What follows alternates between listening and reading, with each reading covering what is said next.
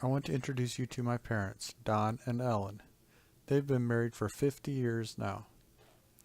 In that 50 years, they've had 9 kids, 19 grandkids with number 20 on the way, and 3 great-grandkids. They've experienced a lot in their 50 years together. One of those things was a house fire. In that house fire, Mom's wedding dress was damaged, but thankfully not destroyed.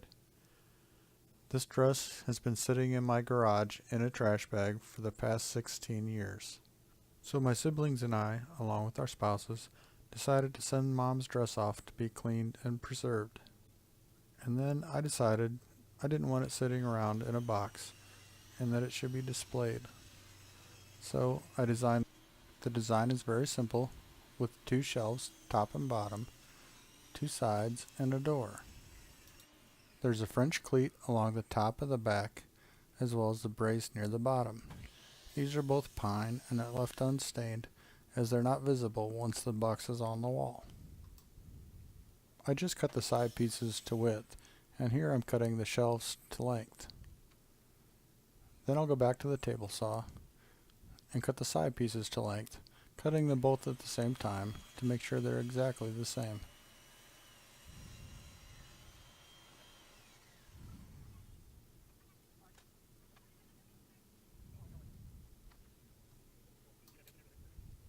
Once these pieces were all cut, we dry fit them and then took some careful measurements just to make sure we were still good.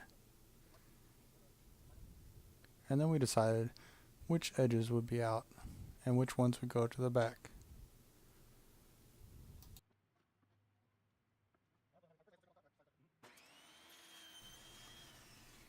These pieces of 1x4 pine will be the brace for the back and the French cleat. The one that will be the French cleat, we ripped it 45 degrees and then cut the piece that mounts to the wall just a little bit shorter.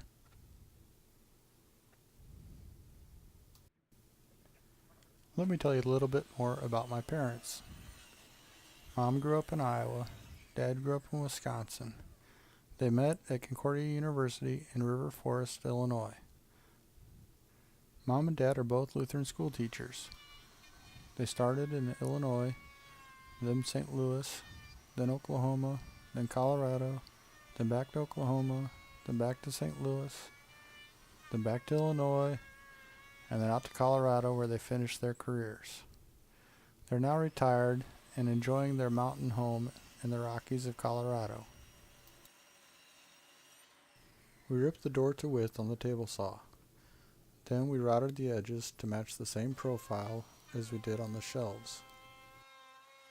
When routing these profiles, I take one big cut to get rid of most of the material. Then I take a shallow finish cut to make everything look nice.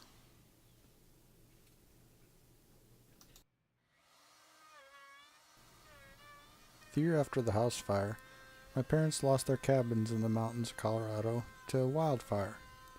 And then again this year, 2018, there was another wildfire within 5 miles of their house. But thankfully that fire was extinguished by the time we had our reunion in July. That's when we presented these to my parents. The celebration in July was quite a party. My grandma turns 100 years old in September and she lives with my parents, so we celebrated her birthday. Then we celebrated my parents' anniversary as well. This party was one big celebration. And Mom even put together boxes for all of us kids of things that she had gathered over the years and gave it all back to us and told us to take it home. She even prepared special gifts for every grandchild that was there. It was quite an awesome weekend.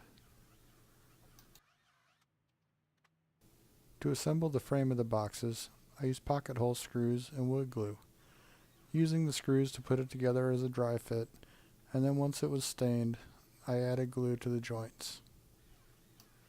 I started my pocket hole screws with this cordless drill, but it didn't last very long. Ended up switching to a corded drill. And of course, there's lots of sanding on this project. I won't show it all to you, don't worry. While Rob used the random orbital sander, I hand sanded all the profiles with 220 grit sandpaper. I took my time trying to get rid of all the burn marks and make sure everything was smooth to the touch. One thing I think a lot of people do not realize is how much sanding goes into a project like this. Once all the pieces were sanded, we completed our dry assembly and made sure that the dress box fit inside this case.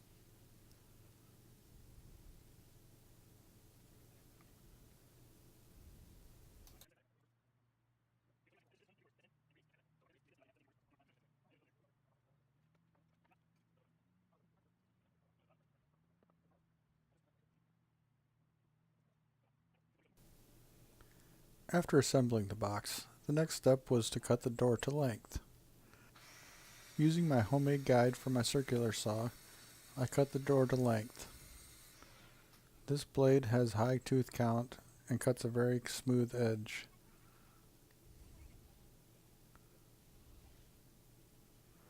And then of course, we had to check it for fit to make sure I didn't cut it too short. Thankfully, it fit perfect. Even the inspector was happy.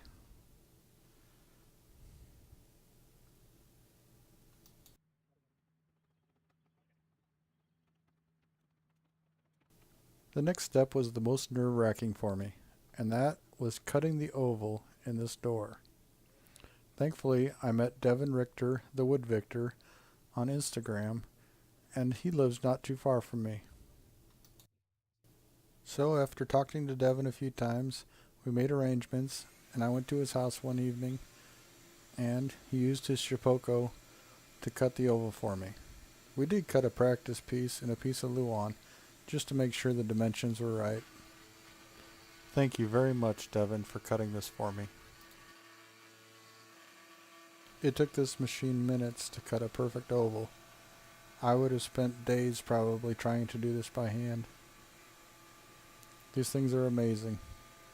That was normal speed. Let's speed it up 4 times.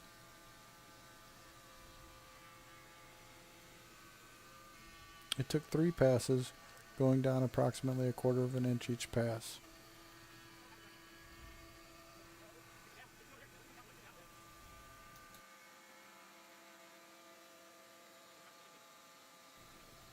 As I raised my own kids, I often look back on my childhood and wonder how my parents ever made it. As a kid, we never went hungry, we always had clothes, always had a roof over our heads. And through all the hard times, my parents' faith just seemed to get stronger and stronger. I think that's what's kept them together these 50 years.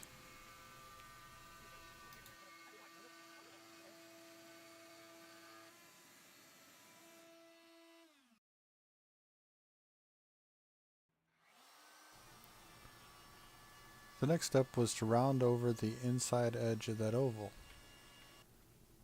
I did that with the router, doing the same process of cutting most of the material away on the first pass, and then making a shallow finish cut. And I tried to do a little bit of fancy camel work here.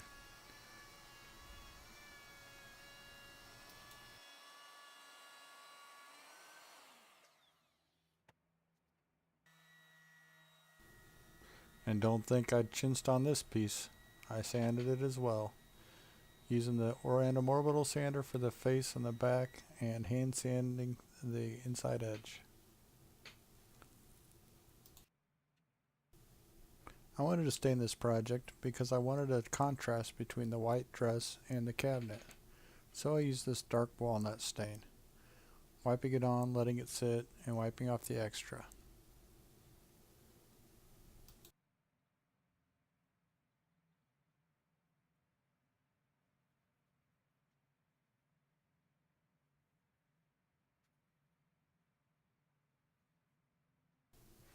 And here's a look at the main pieces of the dress box, all ready for assembly.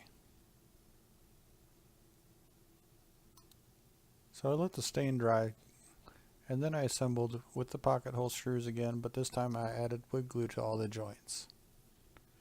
And you can see these pine pieces, which won't be visible once the box is on the wall.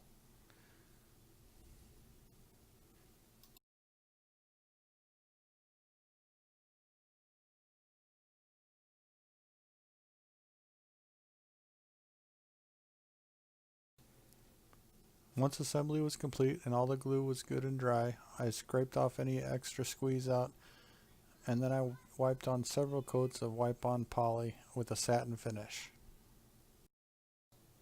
As you can see for this top piece, I put the screws in part way so that a little bit was sticking out, and then I could line up the screw holes real easy and set it right in place.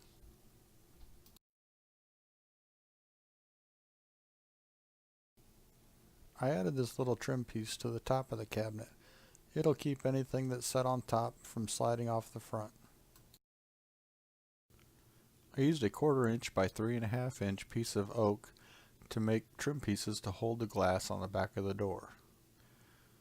I ripped a little rabbet down each edge, then ripped off a piece a little over an inch wide, and then pre-drilled the holes and screwed them onto the back of the door, using the glass as my template.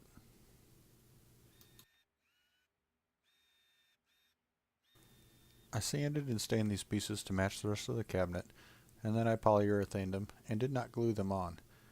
That way the glass can be changed by taking off any or all the pieces.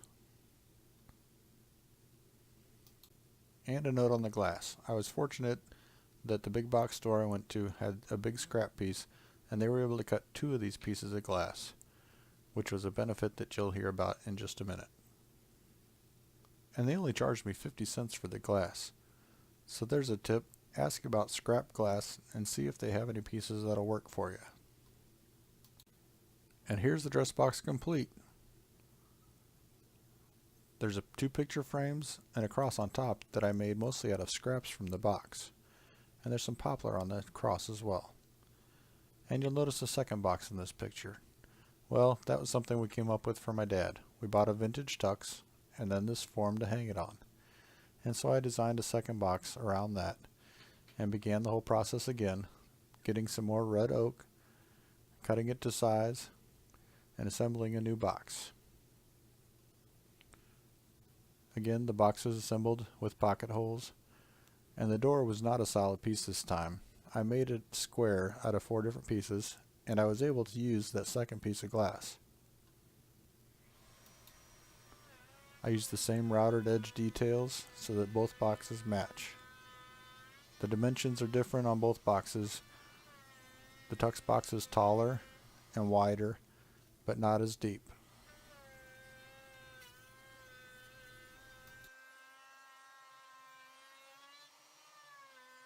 At one point with the tux box, I got a little ahead of myself and stained the pieces before they were ready to be stained.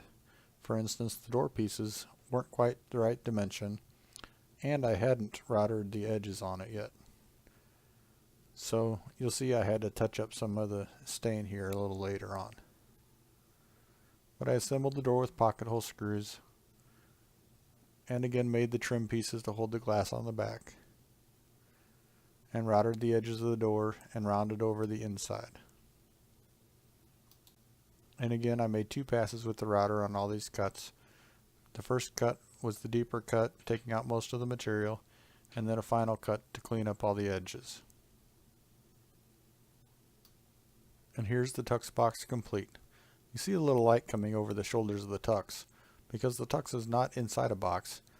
So then I took some black felt and some scrap pieces of wood and some screws and made a piece that kind of hangs like a curtain inside the back, so that no light or the wall color doesn't show through from the front.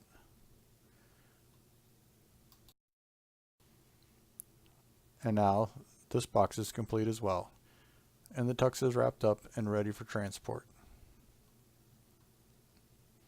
Then I had to package both into boxes and stuffed them into my sister's car, and she drove them out to Colorado for us. And then we presented them to my parents and hung them on the wall. Happy anniversary, Mom and Dad.